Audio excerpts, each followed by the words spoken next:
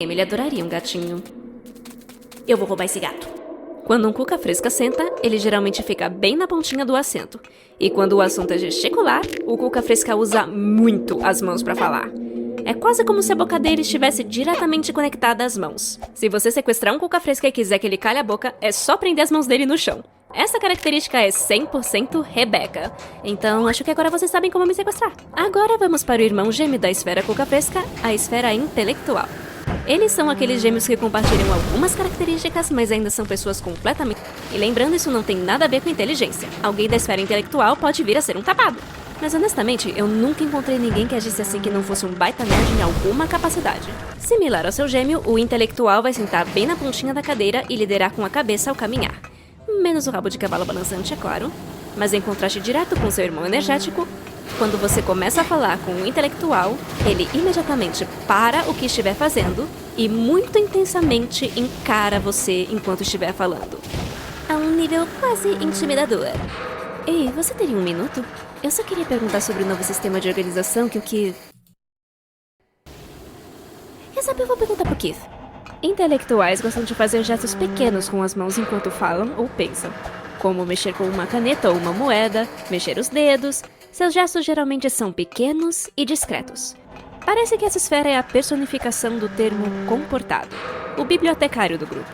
Joga ele dentro de um apartamento com cuca fresca e você provavelmente vai ter uma comédia moderadamente interessante. Vagamente intelectual volta logo após uma mensagem dos patrocinadores.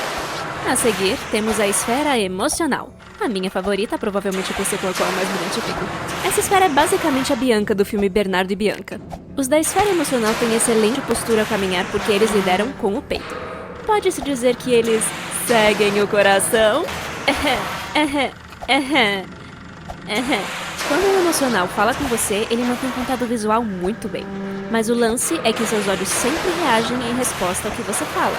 Seja alegre, triste, irritado, etc. Sempre dá pra saber quando um emocional tá prestando atenção em você. Uau, os da esfera emocional são bastante empáticos. É como um vilão chamado Reginaldo Malvadócio. A respeito dos gestos dos emocionais, tudo gira em torno do coração. Literalmente. O que eu quero dizer é que eles tocam muito o peito. Tipo, levar a mão ao peito, ou mexer com o colar, ou com a gola de uma camisa, ou com um desses. Eu posso falar bastante com as mãos, mas, meus queridos, quando eu tô ouvindo ou pensando, nenhum colar se salva. Oh, e pra vocês que se identificam com essa característica e acham que talvez possam ser dessa esfera, aqui vai um segredinho. Existem colares específicos pra isso, que você pode comprar. Essa esfera é a única que senta na cadeira como uma pessoa normal. Eles não sentam na beirada, a bunda tá exatamente onde devia estar, ocupando a quantidade correta de espaço para um ser humano. Nada disso, nem disso, nem disso, só um popô satisfatoriamente acomodado no assento. Muito bem, docinho, perfeito. Agora chegamos na esfera intuitiva. Eu costumava pensar nela como a esfera dos cowboys até eu ser corrigida outro dia. Pra começar, quando o intuitivo caminha, ele lidera com o quadril. Ele meio que tem aquele jeitão de cowboy. Eu descrevi isso para um amigo recentemente e ele disse: que nem supermodelos. Faz sentido. Agora eu chamo ela de esfera da desfilada. Que em inglês é strut. Stratosfera! Então, os da esfera intuitiva não gesticulam tanto assim enquanto eles falam. Eles usam pouco as mãos. Mas quando usam, é melhor você se afastar porque é sempre algo grande. Tipo, eles estão rindo de alguma coisa e batem na mesa. Ou então um gesto tipo, ai, para. Ou então aquelas arminhas com os dedos. Eles usam a energia toda de uma vez. Eles são tipo Sans, começam com o ataque mais forte. Eu não sei se isso é intencional, mas quando você fala com eles, os intuitivos mantêm contato visual como quem tenta estabelecer dominância. É outro motivo porque eu chamava eles de cowboys. Eles olham pra você como se fosse meio-dia e essa cidade fosse pequena demais pra nós dois. Supermodelos fazem isso também. Esse olhar de passarela parece que você matou a família inteira deles e agora eles vão arrancar suas tripas pelas orelhas. Diz a lenda que quando um intuitivo e um intelectual se encaram, eles nunca mais piscam. Nunca. E pra finalizar, se você conhece ou já conheceu alguém que regularmente ocupa um sofá inteiro, ele provavelmente era um intuitivo. Eles não apenas sentam, eles ocupam o assento. Que nem o Julian sentando na poltrona jeans horrorosa da Jean. Emotivo, intuitivo. Emotivo, intuitivo. A pessoa pode ter 1,5 m e pesar 40 quilos e ela ainda vai conseguir ocupar cada centímetro do sofá. Olá, meu nome é Rebeca, eu sou uma ladra de sofá. Não, eu não vou tirar a perna pra você sentar. Eu tomei este móvel para a casa Parham e você pode sentar na lava. Como podem ver, fofurinhas, pelo fato de que eu tenho um traço de cada uma dessas esferas, nem todo mundo se enquadra perfeitamente em uma dessas categorias e a lógica da minha professora é cheia de graça.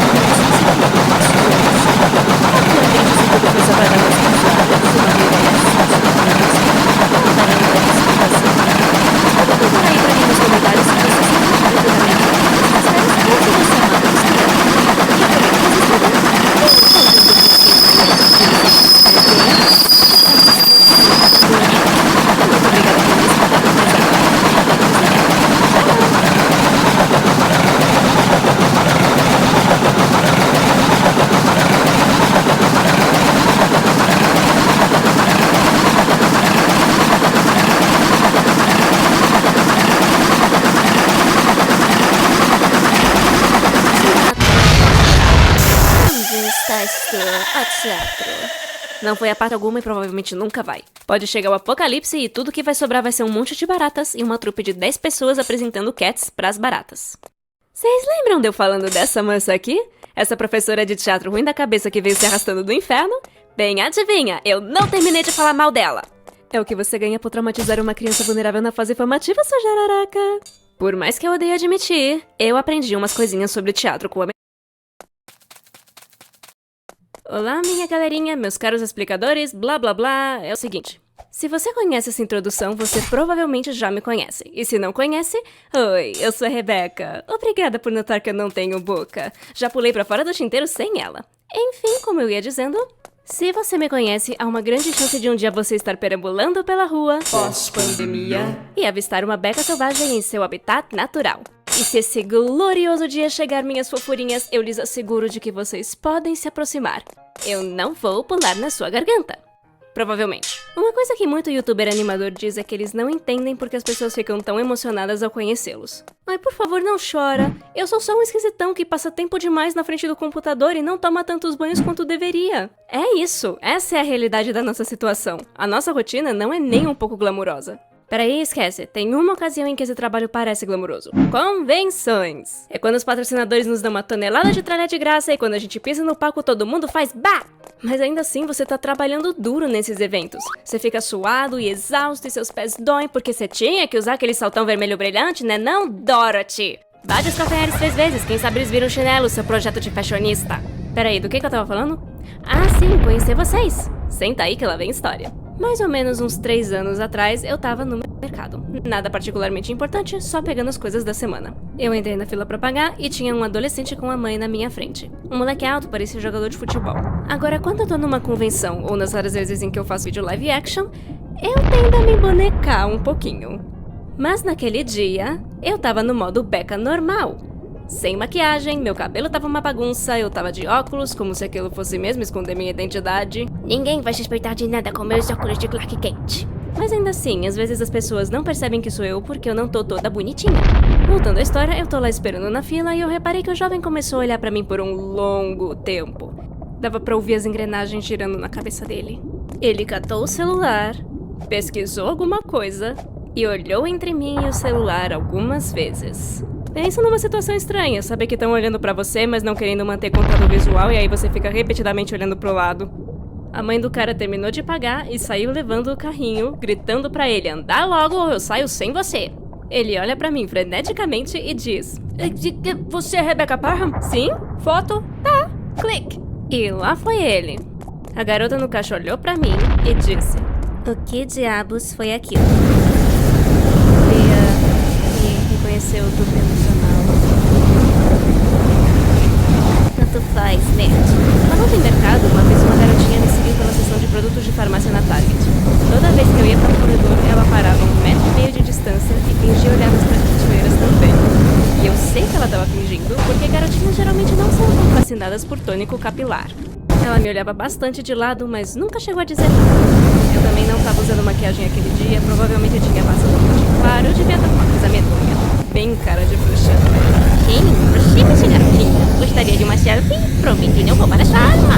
Muitas vezes eu fico surpresa com o tipo de gente que me reconhece. E eles brotam em todo tipo de situação. Veja bem, as pessoas que chegam em mim são geralmente jovens, crianças, adolescentes, jovens adultos. Então, quando minha mãe e eu estávamos no aeroporto chegando na plataforma, eu fui surpreendida por um homem na casa dos 40 anos que chegou em mim e disse: "Com licença, mas você é a Rebecca Parham?" Eu não estava preparada para aquilo. O meu cérebro estava esperando aquele cara dizer: "Com licença, esse eu vou para Londres?" ou alguma outra coisa de velho, tipo: "Você lembra daquele desenho dos Thundercats?" Ele era um sujeito simpático e disse que assistia meus vídeos com a filha dele. Ah, sua criança te força a me assistir. Agora faz sentido. Parabéns pra você, unidade parental dedicada. Outra vez em que eu fui pega de surpresa foi quando eu fui procurar casa pra alugar em Los Angeles ano passado. Eu não cheguei a me mudar. Curiosidade, os contratos de aluguel por lá são escritos em sangue, se é que me entendem. Mas enfim. Eu fui ver uma casa pra alugar um dia e quando cheguei lá fui recebida pela corretora. Uma mulher que aparentava entre 45 e 50 anos. Ela me deu um tour, me falou sobre a casa, basicamente fez o trabalho dela. Mas quando eu ia embora, bem quando eu tava prestes a sair pela porta da frente... Oh, a propósito, eu adoro seus vídeos! Oh, obrigada. Se me permite perguntar, a senhora tem filhos? Adolescentes ou talvez na faculdade? Não! Ah.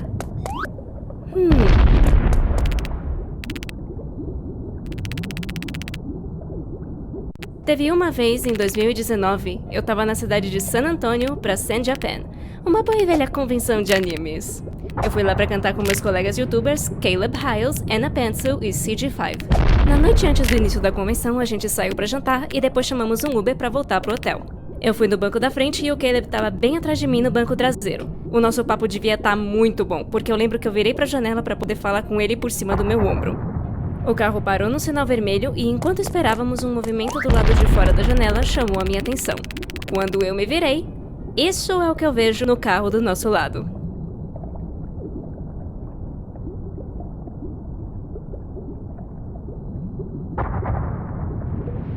O engraçado é que teve uma vez que não foi nem o meu rosto que foi reconhecido. Uns 3 anos atrás eu tava na Disney com a família. Naquele dia em particular, estávamos em Epcot. David e eu estávamos esperando a minha mãe e a Rachel saírem do banheiro quando uma garota passou e notou que o David estava com uma camisa do Portal. O nerd. Ela parou e disse: "Ei, eu adorei a sua camiseta." Eu reparei que ela estava com uma camisa da Viagem de Chihiro, então eu disse: "Ai, eu adorei a sua do Hayao Miyazaki. Você devia ir lá ver o pavilhão japonês, tem todo tipo de coisa legal de anime e mangá." Eu fiquei bem satisfeita com aquela interação social perfeitamente executada. É tão fácil falar com outros geeks. Mas aí eu reparei como ela estava olhando pra mim. Me olhando muito intensamente, com os olhos cerrados de suspeita. Eu imediatamente achei que eu tinha dito algo estúpido. Ai, Jesus, eu ofendi ela. Eu assumi que ela gosta de anime, pronunciei Hayao Miyazaki errado, eu devo ter feito alguma coisa. Ela continuou me encarando, mas aí ela disse: "A sua voz me é familiar." Olá, minha galerinha, meus caros explicadores fofuras da minha vida, Rebecca Parham falando. Foi tudo o que ela precisou ouvir. Quem precisa pegar fila pra tirar foto com uma princesa? Tem uma youtuber moderadamente famosa bem aqui. Mas eu nunca vou esquecer que a única razão de eu ter sido reconhecida aquele dia foi a camisa de Ned do David. Você ganhou desta vez, irmão.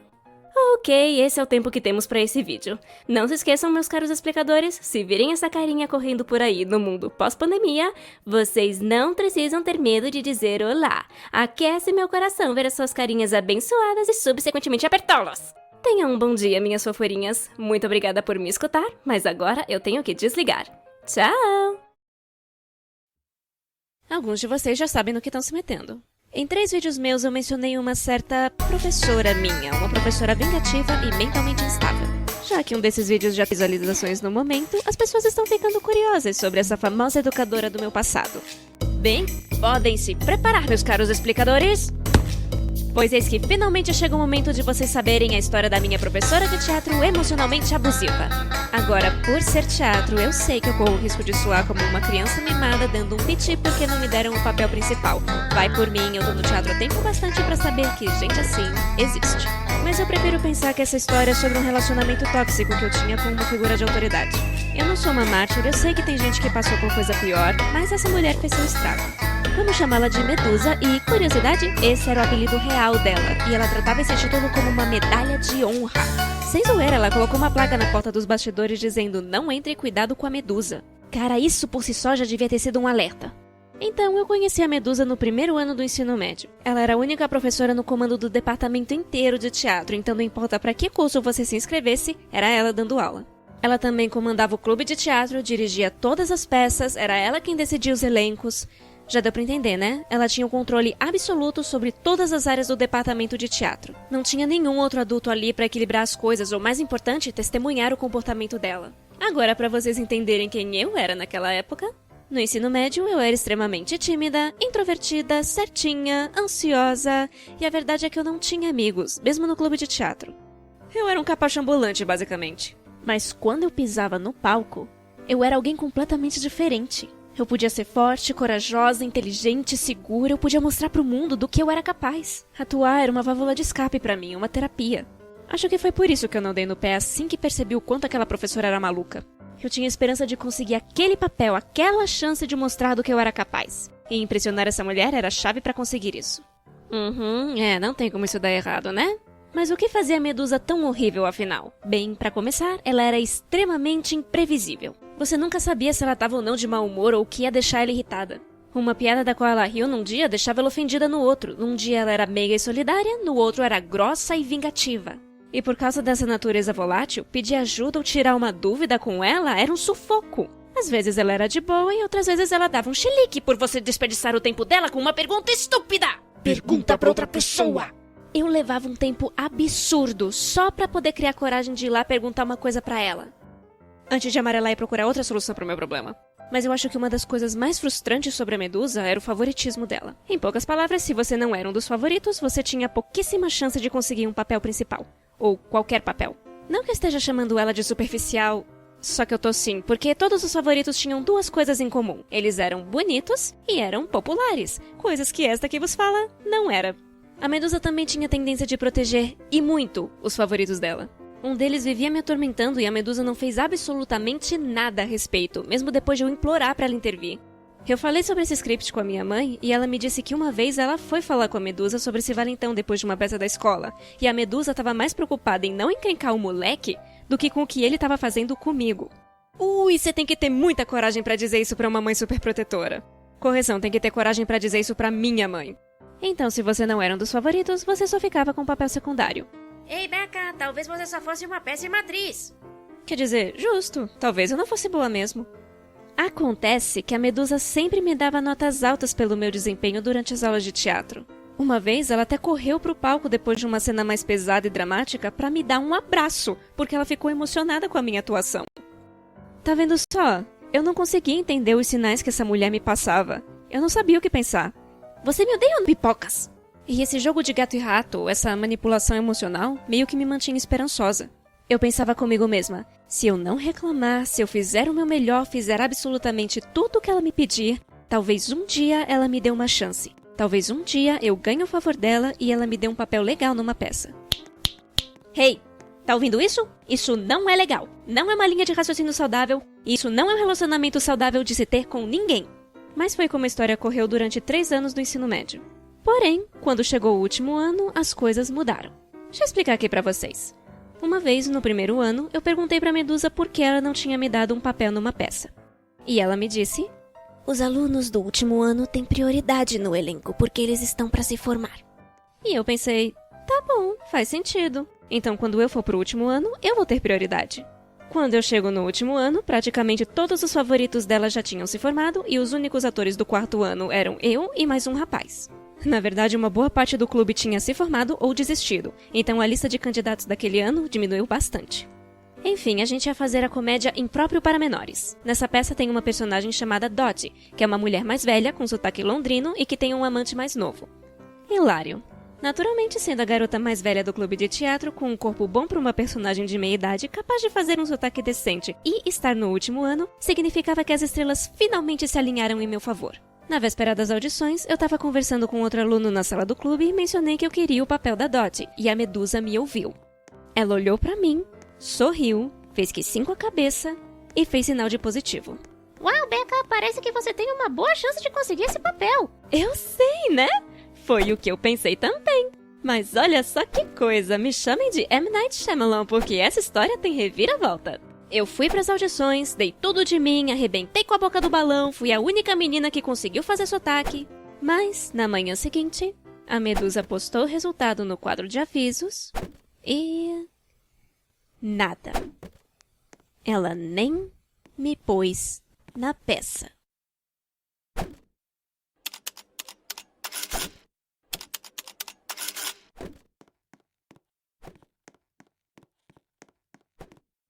Com licença, Medusa? Desculpa perguntar, mas por que você não me pôs na peça?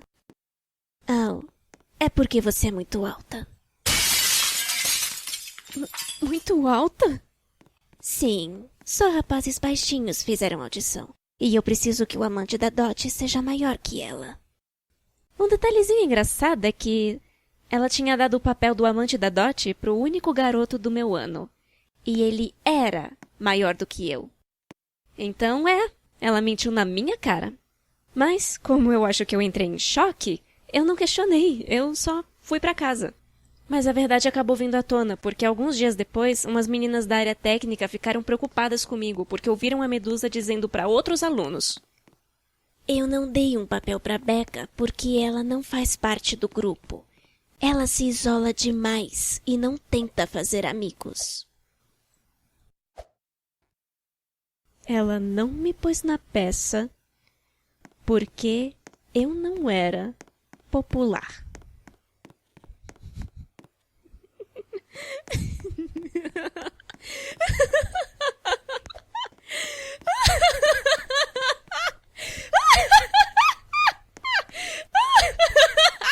É isso, pra mim já deu, eu tô fora, adeus, pra mim já deu dessa loucura. Você não vai me arrastar contigo não, minha filha. Peace, adios, sayonara, das vedania, bonsoir e todas as outras línguas. Considere este o meu ato final porque terminamos por aqui. Valeu pelas memórias, vai dar um ótimo vídeo no YouTube um dia. Tchau, tchau. E eu caí fora. Eu fui direto na conselheira me desmatricular de todas as aulas com a Medusa. Coisa que ela ficou feliz em fazer quando viu de que professor eu tava tentando escapar. Ah sim, ela é doida. Considere feito. Eu vou ser honesta, a situação era um pouco mais complicada do que só não receber os papéis que eu queria. Tinha muito mais coisa. Mas esse vídeo já tá ficando meio longo. E deixa eu dizer uma coisa, meus caros explicadores. No momento em que eu saí dali, eu me senti como outra pessoa. A minha confiança melhorou muito, eu tava mais feliz, eu já não ligava tanto pro que os outros pensavam. Até os rapazes começaram a reparar mais em mim. O meu diretor de coral percebeu a diferença e me deu o prêmio de aluna com o maior progresso. Eu nem precisei largar o teatro, porque eu fiz audições pro teatro da comunidade, com os adultos. E pra completar, eu ainda ganhei um papel principal naquele verão, e ganhei o prêmio de melhor atriz da temporada naquele teatro. As coisas finalmente melhoraram pra mim, e tudo porque eu finalmente criei coragem de dizer eu mereço coisa melhor, e sair de um relacionamento tóxico. Situações como essa nem sempre terminam em conto de fadas, mas terminou pra mim. Então, que fim levou a Medusa? Alguns anos depois de eu me formar, eu lembro de ter ouvido rumores de que ela tinha sido demitida. É claro que eu não tenho como ter certeza se essa história é 100% verdadeira, então fiquem avisados, mas foi isso que me disseram. Supostamente, a Medusa teria ficado extremamente bêbada durante uma excursão com os alunos, se trancado no quarto de hotel dos rapazes e apagado na cama, forçando os rapazes a dormir no quarto das garotas. Quer dizer, conhecendo ela, isso faria muito sentido. Quando eu ouvi, eu não fiquei nem um pouquinho surpresa. Acho que tudo que eu tenho a dizer é: vai na paz, Medusa. Onde quer que você esteja, espero que esteja num lugar melhor mental e emocionalmente. De coração. Ei, ao menos ela me ensinou que uma situação ruim no passado não precisa atrapalhar o seu futuro. Porque, pra ser honesta, eu tenho certeza de que foi a minha experiência com a Medusa que me ensinou a me defender de um professor ainda pior lá pra frente.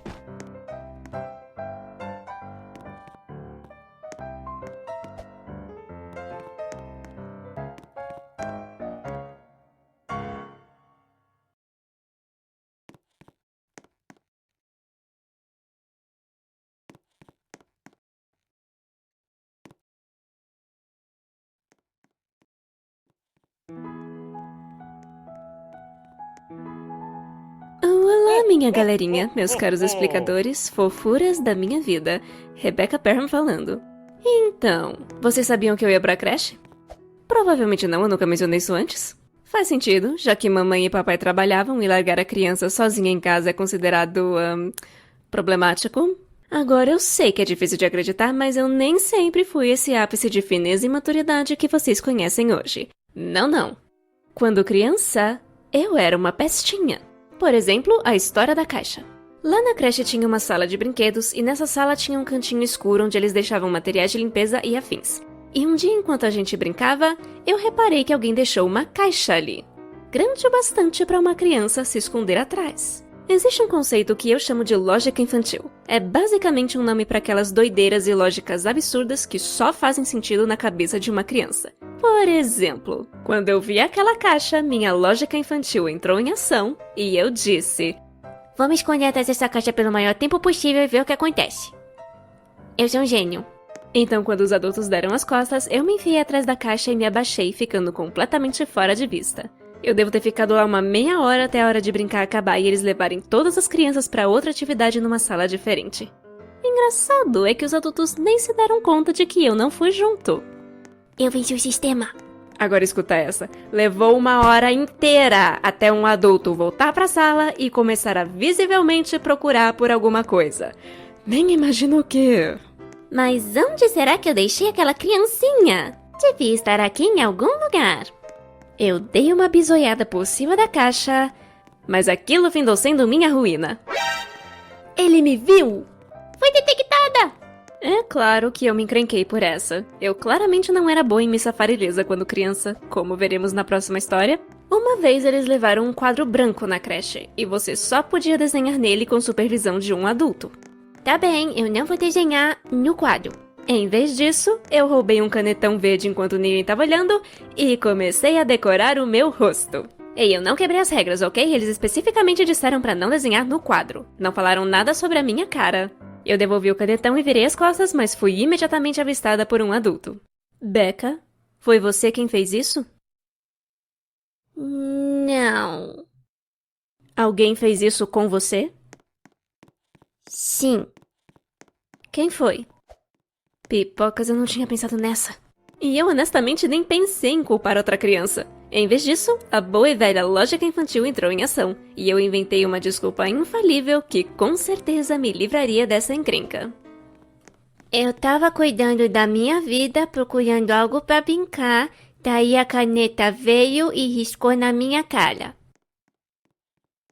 Lacrei. Eu nunca vou entender como aquele cidadão se manteve sério. Mas lá fui eu pro castigo. Então, qual foi o seu delito? Perturbar o status quo. Uau, eu enfiei chiclete no nariz. Algo que eu ainda não mencionei é que a minha irmã Rachel também ia pra creche. E por ser 2 anos mais velha que eu, ela fazia parte do programa das crianças grandes, chamado Superstars. E eu tinha tanta inveja que eu comecei a chamar eles de super estúpidos. Arrasando nos insultos como sempre, Mini Becca. Mas uma coisa que sempre vai ficar marcada na minha memória é o dia que eu descobri que os Superstars tinham um Nintendo. E ainda mais, eles tinham Super Mario Bros. E aquela, fofurinhas, foi a primeira vez que eu vi um console de videogame. Eu achei que eu tava vislumbrando mágica. E aquela virou a única coisa que eu queria fazer na hora de brincar. Ir pra sala das crianças grandes e assistir eles jogando Super Mario Bros. Não se atreva a me dizer que gamers não são profissionais sérios. Eu já assisti a gente jogando videogame muito antes dos Pliers, Septicais e de pais do mundo afora bombarem na mídia. Mas quando acabava a hora de brincar, os funcionários da creche tinham que me arrastar aos gritos e pontapés pra longe da TV. Um dia, porém, eu tive uma ideia brilhante. Quando me tiravam da sala das crianças grandes e me jogavam com as outras criancinhas, eu começava a chorar e gritar que eu queria a minha irmã. E a única coisa que me consolaria seria poder ficar com ela na área das crianças grandes. Eu acho que os adultos não sabiam mais o que fazer, então me deixaram voltar pra lá. Castimboca, não é que deu certo? E é claro que eu fui direto pro Nintendo. As favas com você, mana! Eu tenho videogames pra assistir! Mas não demorou muito pros adultos perceberem e eventualmente me tirarem de lá de novo. Quando eu tentei a mesma ladainha, eles disseram: Becca, você disse que quer a sua irmã, mas toda vez que você vai lá, você só fica vendo os videogames. Ok, me pegaram. Não dá pra negar uma acusação bem sólida. Ok, adulto, eu me rendo dessa vez. Mas um dia eu vou ser adulta e eu vou assistir quantos videogames eu quiser. Não quer dizer jogar? Não. Eu guardei a melhor história pro final. Mesmo depois de entrar no jardim de infância, eu não escapei da creche, porque um dos serviços que eles ofereciam era pegar as crianças na escolinha e levá-las de volta pra creche, onde os pais iam buscá-las mais tarde. Então todo dia eu não esperava pelos meus pais ou pelo ônibus escolar amarelo, eu esperava por uma van branca. Isso soa muito errado quando eu digo em voz alta.